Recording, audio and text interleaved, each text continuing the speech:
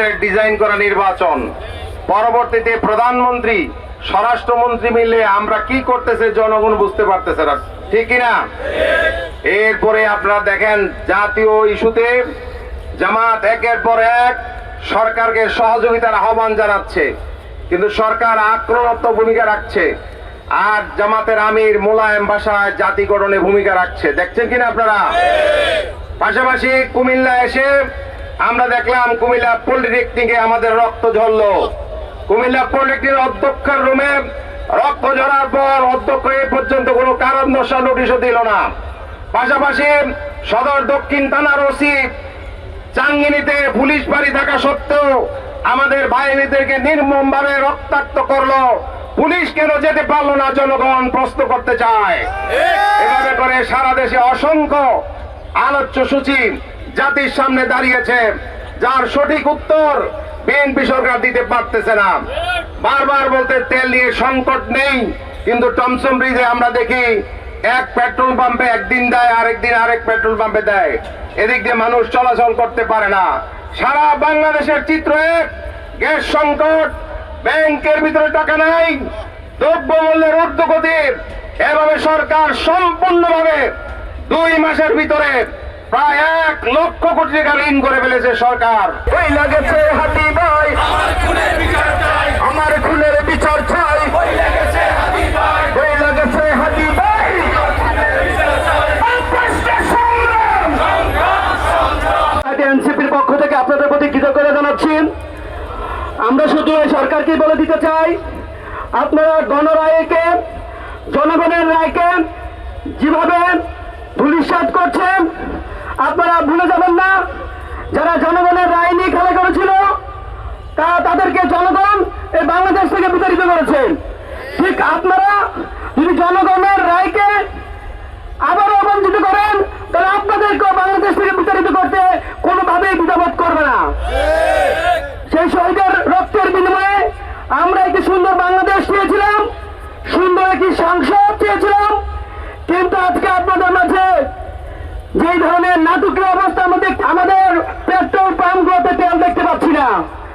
আপনারা বলছেন দ্রব্যমূল্য অবস্থা খুবই সহনীয়, কিন্তু আমরা যখন বাজারে যাই আমাদের সাধারণ জনগণ চোখের পানি আসার মতো অবস্থা তৈরি হয়। আমরা সরকারকে বলে দিতে চাই, যদি জনগণের রায়কে মেনে না নিতে পারেন, খুব দ্রুততর সময়ের মধ্যে আপনারা প্রয়োজনে এই সংসদ থেকে বিতাড়িত হবেন এবং এই ব্যবস্থায় আমাদের জনগণ আবার করবে। এই ছাত্র জনতা যদি আবার রাজপথে নেমে আসে, তাহলে আপনাদেরকে সংসদ থেকে বিতাড়িত করবে ইনশাল্লাহ। আমাদের এই জনগণের রায়কে গণজোয়ারে সৃষ্টি করার জন্য আমরা যদি আবারও এই আন্দোলন ব্যবহার হয়, আমরা রাজপথে থেকে এই আন্দোলন সংগ্রামকে আরো সুন্দরভাবে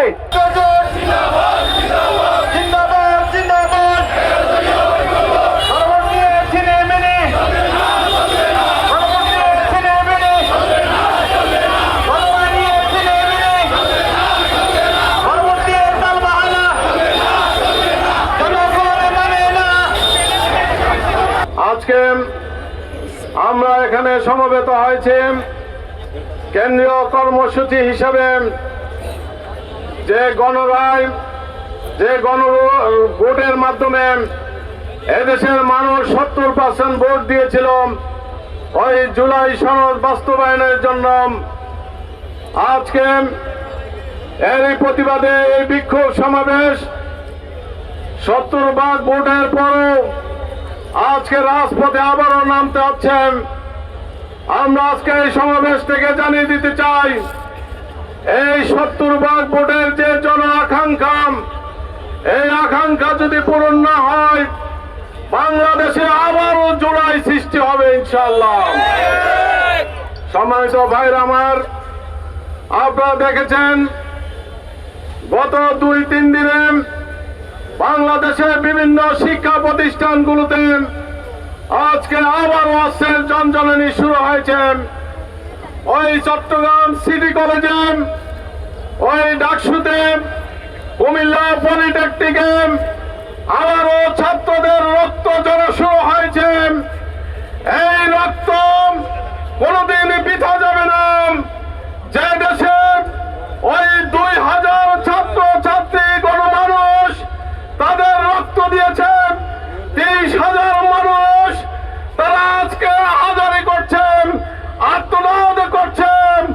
ওই ছেলে হারা মা, ওই ভাই হারা বোনের আত্মনাদ আজও শেষ হয়নি। যে আশা স্বপ্ন নিয়ে এদেশের মানুষ রায় দিয়েছিল একটি সুন্দর সরকার প্রতিষ্ঠিত হবেন, আজকে এই সরকার জাতীয় বেঈমান হিসাবে আজকে পরিচয় লাভ করছেন। আবারও বাংলাদেশের মানুষ, বাংলাদেশের ছাত্র সমাজ আবারও ইনশাল্লাহ এই বেঈমান সরকারকে উৎখাত করে ছাড়বে ইনশাল্লাহ।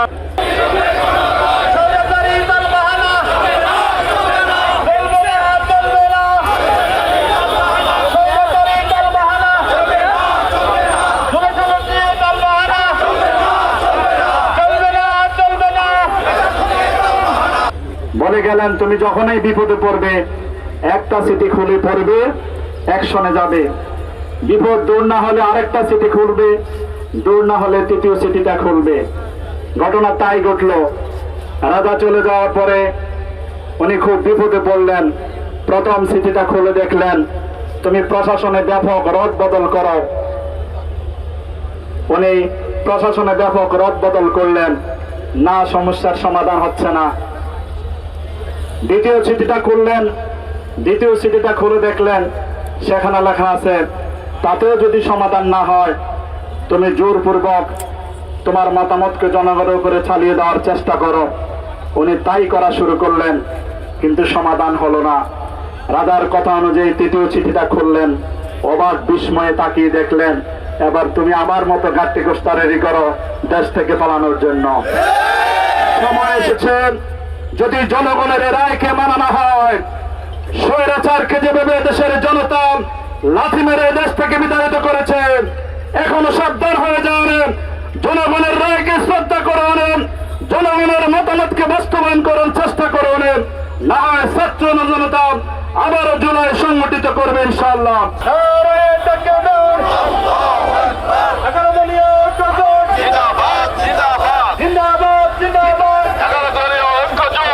শিবির জনতা গড়ে তোলো একতা, খেলাফত জনতা এবিপি জনতা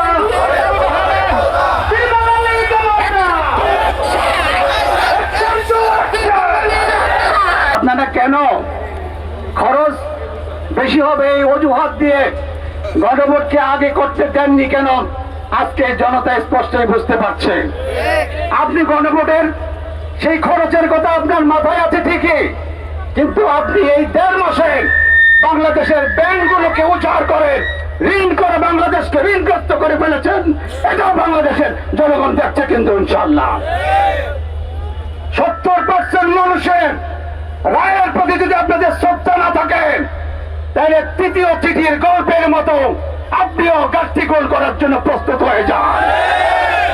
অনতিবিলম্বে আপনার ছুটির ঘন্টা বেজে যাবে। আপনিও হেলিকপ্টার আরো বেশি করে প্রস্তুত রাখুন, কোন সময় যে কাজে লেগে যায় বলা যায় না। এদেশের তৌহিদি জনতা রক্ত দিতে শিখে গেছেন, রক্ত দেবেই আমাদেরকে দমায় রাখার ক্ষমতা কারণ ইনশাআল্লাহ।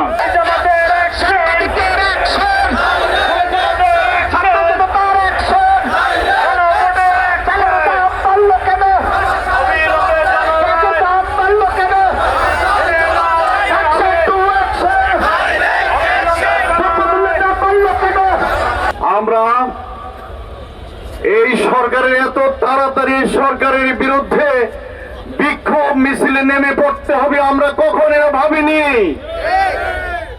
সংগ্রামী বন্ধুগণ, ফ্যাসিস্ট বিদায়ের যে গণ অভ্যুত্থান সংগঠিত হয়েছিল, এই অভ্যুত্থানের পর যে সরকার কায়েম হয়েছে, এত দ্রুত আন্দোলনে ঝাঁপিয়ে পড়তে হবে আমরা কখনো চিন্তা করিনি।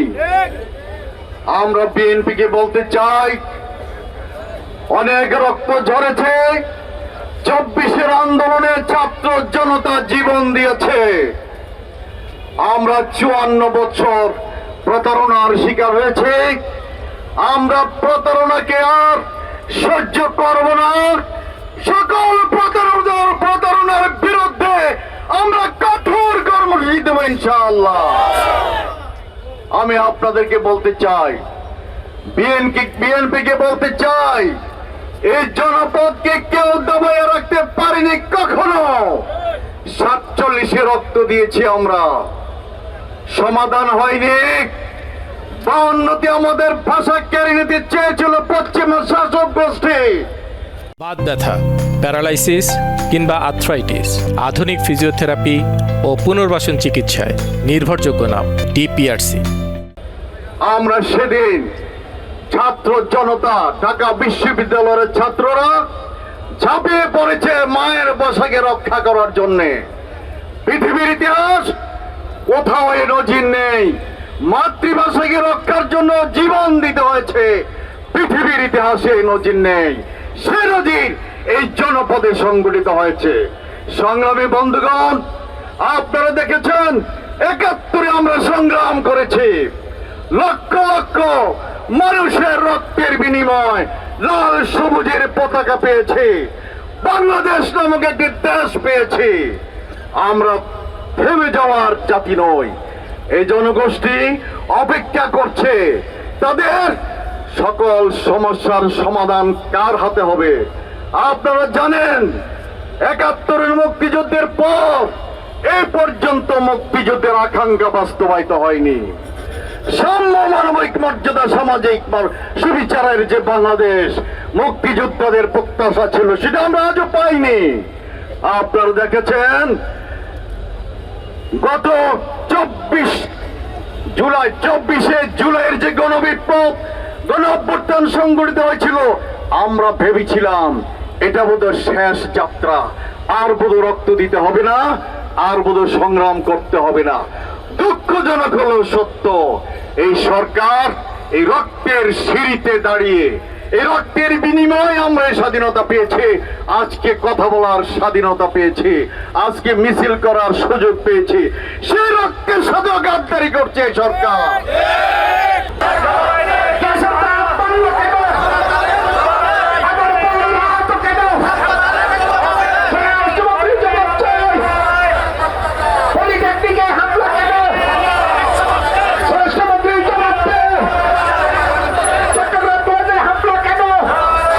তাদের বুকে রক্ত ঢেলে দিয়ে জুলাই বিপ্লবের মাধ্যমে একটি দেশের 54 বছর পরে দেশের মানুষকে কথা বলার একটি সুযোগ সৃষ্টি করে দিয়েছে। আপনারা সংস্কার কমিশনে বক্তব্য রেখেছেন, অনেক কথা বলেছেন, আপনারা বুঝিয়েছেন না আমরা একদিনেই আমরা হ্যাঁ ভোট করব আর মার্কার ভোট করব, তাতে আমাদের কোনো অসুবিধা হবে না। জামাত 11 দল চিন্তা করেছিলেন, বলেছিলেন আগেই হ্যাঁ ভোট হয়ে যাক, আপনারা রাজি হন নাই। এরপর একই দিনে জনগণ রায় দিলেন, 70% ভোট পড়ল গণরায়ের পক্ষে, জুলাই সনদের পক্ষে, হ্যাঁ ভোটের পক্ষে। আজ আপনারা 70% মানুষকে আজকে বিদ্যা আঙ্গুলি দেখাচ্ছেন। আপনারা বলছেন জুলাই সনদ আমরা বুঝি না, জুলাই সনদ বলতে কিছু নাই।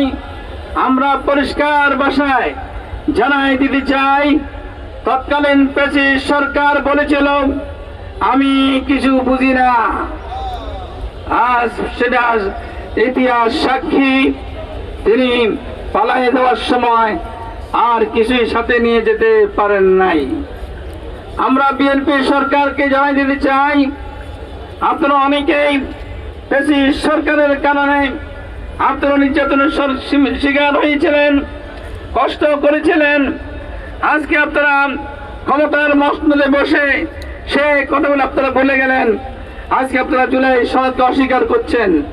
আমরা পরিষ্কারভাবে জানাই দিতে চাই, জুলাই সনদকে অস্বীকার করে ক্ষমতা চালাতে পারবেন না, পারবেন না।